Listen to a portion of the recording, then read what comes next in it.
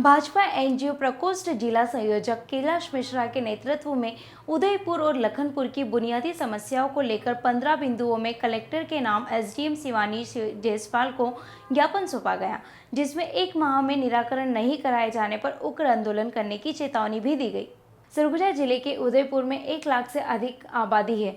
58,000 मतदान है, जो वन अंचल क्षेत्रों में अधिकांश लोग निवास कर रहे हैं, जिन्होंने कई समस्याओं का सामना करना पड़ता है और जूझना पड़ता है। समस्याओं से ग्रस्त लोगों ने स्थानीय जनप्रतिनिधियों और प्रशासनिक अधिकारियों को कई बार निराकरण कराने की मांग की गई है।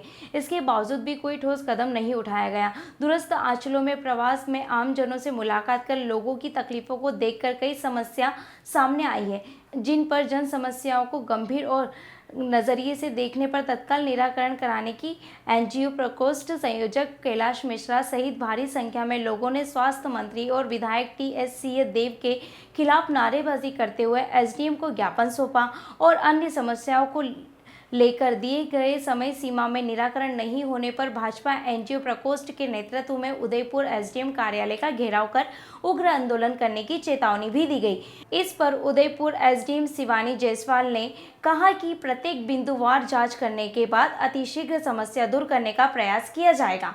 उदयपुर से ईशानी महंत की रिपोर्ट। भाजपा एनजीओ प्रकोष्ठ का जिला संयोजक हूँ सरगुजा से, कैलाश मिश्रा।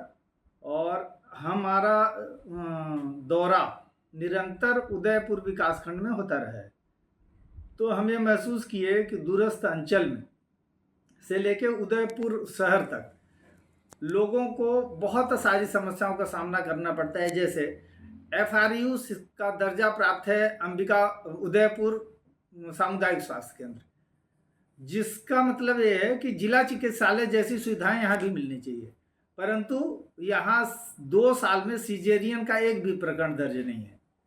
मतलब सब सारी सुविधाएं हैं, लेकिन आपका विशेषज्ञ डॉक्टर नहीं है, आईसीयू नहीं है, ब्लड बैंक नहीं है। तो ऐसे में इस पूरे एरिया में जहाँ की करीब 1 लाख पब्लिक रहती है और 58,000 मतदाता हैं, उसके बाद भी उनको रेफर कर दिया जाता है अंबिकापुर, और अंबिकापुर जाने आने का खर्च, फिर वहाँ जो उतने बड़े अस्पताल में एडमिट से लेके बाकी चीज़ की परेशानी को देखते हुए ये सुविधाएं जब इनको दर्जा प्राप्त है तो उस दर्जा अनुरूप क्यों नहीं इलाज हो रहा है।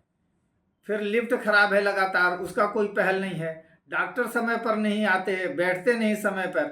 तो इन समस्याओं के लिए था। दूसरी चीज़ ये है कि वन अधिकार पट्टा, राजस्व अधिकार पट्टा बरसों से यहाँ पेंडिंग है। यहाँ से पेंडिंग होके पड़े हुआ है, विवेचना चल रहा है, उसका जांच चल रहा है, लेकिन उसको कलेक्टेड नहीं भेजा गया है।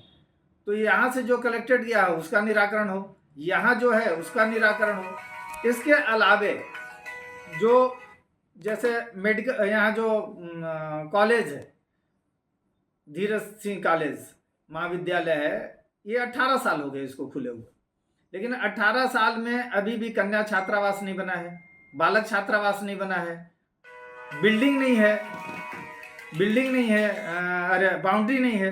तो ऐसे में बिल्डिंग तो है, बाउंड्री नहीं है, तो ऐसे में सुरक्षा का भी खतरा है। तो ऐसी चीज़ के अलावा पूरे क्षेत्र में हम जब देखते हैं तो बहुत जगह शुद्ध पेयजल की व्यवस्था नहीं है। अब 9-9 साल से छात्रावास बन रहे हैं, वो कंप्लीट नहीं है। कई स्कूलों में जैसे आप चले जाइए, खुटिया में 108 बच्चे हैं, ये टीचर है। करौंदी में चले जाइए तो वहाँ पीने का पानी ठीक नहीं है स्कूल में। तो ऐसी बुनियादी सुविधाएं, जो मूलभूत सुविधाएं हैं, वो पूरे क्षेत्र में लोग तरस रहे हैं। और अंबिकापुर के जो विधायक हैं टीएस सिंहदेव, इस क्षेत्र के विधायक हैं टीएस सिंहदेव, 15 साल से हैं। मैं तो नहीं लगता कि उनको जरा सा भी परवाह इस क्षेत्र की जनता का है, क्योंकि मुझे तो कहीं उनका काम ही नहीं दिखता है कि जिससे लोगों को छोटी छोटी बुनियादी सुविधाओं के लिए तरसना पड़े। और फिर वो तो स्वास्थ्य मंत्री हैं, उन्हीं का विभाग है, तो उदयपुर में तो सारी सुविधाएं वो जुटा सकते थे। लेकिन बड़े अफसोस की बात है कि केवल वो सीएम का खेल खेलते रहे और क्षेत्र के विकास से उन्होंने नाता तोड़ लिया है।